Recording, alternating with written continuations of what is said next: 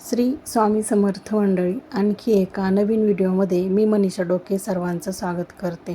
तर इथं मी काय केलं आहे, 1 चमचा उडीद डाळ, 2 चमचे तुरीची डाळ, 2 चमचे मसूर डाळ, 2 चमचे मूग डाळ आणि 2 चमचे हरभरा डाळ अशा एकूण 5 डाळी मी इथं घेतलेल्या आहेत. ह्या डाळी काय करायचं, एकत्र करून घ्यायच्या आहेत आणि नंतर त्या एक पाण्याने स्वच्छ अशा धुवून घ्यायच्या आहेत. या घरच्याच डाळी आहेत, तरी पण मी एक पाण्याने इथं मी स्वच्छ धुवून घेतलेल्या आहेत. आणि यामध्ये पाणी घालून ह्या काय करायचे, आता डाळी आता अर्धा तास भिजत घालायचे आहेत. आता आपण इथं अर्धा तास ह्या डाळी इथं भिजत घालायला ठेवलेली आहे. तर आता इथं काय केलं, मी एक मोठा कांदा घेतलेला आहे. त्या कांद्याला काय करायचं, चिरा मारून घ्यायचा आणि हा कांदा गॅसवर काय करायचा आहे, भाजून घ्यायचा आहे. एक मोठा कांदा आहे, तो छान काळा होईपर्यंत भाजून घ्यायचा आहे. आता इथं आपला कांदा पण भाजलेला आहे. आता इथं अर्धा तास झाले, डाळी पण छान अशा भिजलेल्या आहेत. आता ह्या डाळी काय करायचं, एका मिक्सरचं मी इथं मोठं भांडं घेतलं आहे, त्या भांड्यामध्ये घातल्यात ह्या सगळ्या डाळी. नंतर त्यामध्ये मी इथं ओवा घातला आहे.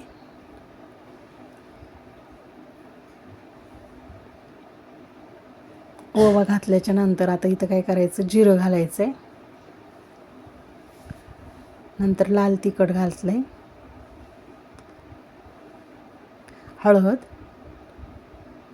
हळद पावडर घातली. इथं लसूण घातलं आहे मी, लसणाच्या काही कुड्या घातल्या आहेत त्याच्यामध्ये.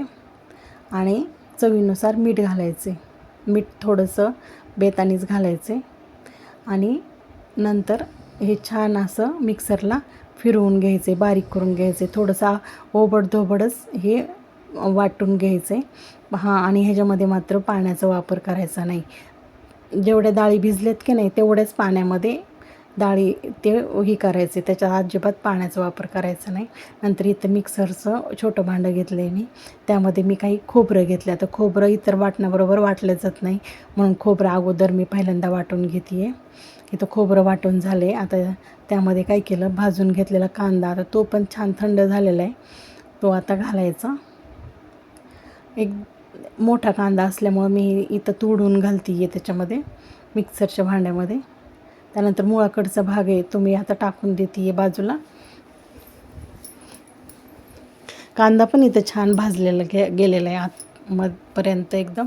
नंतर त्याच्यामध्ये कोथिंबीर घातली, कढीपत्ता घातला, लसूण आणि आल्याचे काही तुकडे, लसणाची एक गड्डी सोलून घेतली होती ती घातली आणि आल्याचे काही तुकडे पण घातलेले आहेत. आणि नंतर मीठ घालायचं आहे ह्याच्यामध्ये. इथं चवीनुसार मीठ घातले आणि हे छान काय करायचं, मिक्सरला ग्राइंड करून घ्यायचं. एकदम छान पेस्ट अशी तयार करून घ्यायची. इथं पाहू शकता तुम्ही किती छान अशी पेस्ट तयार करून घेतली आहे वाटणाची आपण. आता इथं गॅसवर कढई मांडून घेतली आहे, त्याच्यामध्ये तेल घातले. तेलामध्ये हे जे कांदा लसणाचं आपण जे वाटण तयार करून घेतलं होतं की नाही, ते घालायचे आणि छान असं त्या तेलामध्ये परतून घ्यायचे अगदी तेल सुटेपर्यंत. नंतर इथं काही मी पावडर मसाले घेतले, त्यातमध्ये लाल तिखट, गरम मसाला, काळा मसाला, त्यानंतर कांदा लसूण मसाला, धणा पावडर आणि हळद पावडर घेतलेली आहे. काळा मसाला आपला घरगुती काळा मसाल्याचा वापर केलेला आहे मी इथं. आणि हे मसाले सगळे काय करायचे, कांद्याच्या वाटणामध्ये घालायचेत आणि परतून घ्यायचे इथं.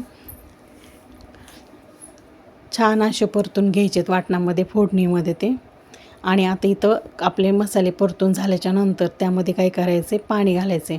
आपल्याला आमटीचा रस्सा किती हवा आहे त्यानुसार ह्याच्यामध्ये पाणी घालायचे आणि हे छान असं मिक्स करून घ्यायचे वाटण. आणि हे नंतर आपल्याला जर आमटी थोडीशी रबरबीत हवी असेल तर त्यामध्ये काय करायचं, थोडंसं काय 1 चमचाभर आहे ना बेसन पीठ भाजून घालायचे. आणि नाही घातलं तरी चालतं, पण आमटी थोडी पातळ होते. नंतर इथं काय करायचं, त्या आमटीवर इथं मी एका चाळणीला तेल लावून घेतलेले. त्याच्यामध्ये आपण जे डाळीचं वाटण तयार केलं होतं की नाही, तर त्या डाळीच्या वाटणाचे सांडगे तोडून घ्यायचेत. आणि ही चाळणी काय करायची आहे, त्या कढईवर मांडायची आहे. आणि छान असे सांडगे तोडून झाल्याच्या नंतर ते झाकून वाफवून चांगली भाजीला उकळी येईपर्यंत खालच्या आमटीला ते वाफवून घ्यायचे आहेत. आता इथं आपले सांडगे तर छान वाफवले गेलेले आहेत आणि इथं पाहू शकता तुम्ही आमटीला पण आपले छान अशी उकळी आलेली आहे.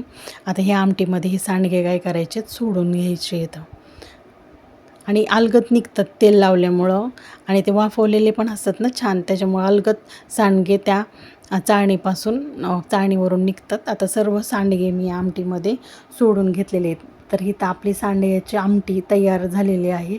तर हे आमटी खायला खूप छान लागते. एकदम काळ्या मसाल्यातली ही सांडग्याची आमटी एकदम मस्त अशी लागते. ही भाकरीबरोबर चपातीबरोबर एकदम अप्रतिम चवीची अशी आमटी या उन्हाळ्यात तुम्ही पण करून पहा. आणि हो, व्हिडिओ आवडला तर शेअर करा आणि आपल्या चॅनलला नक्की सबस्क्राईब करा. बाय.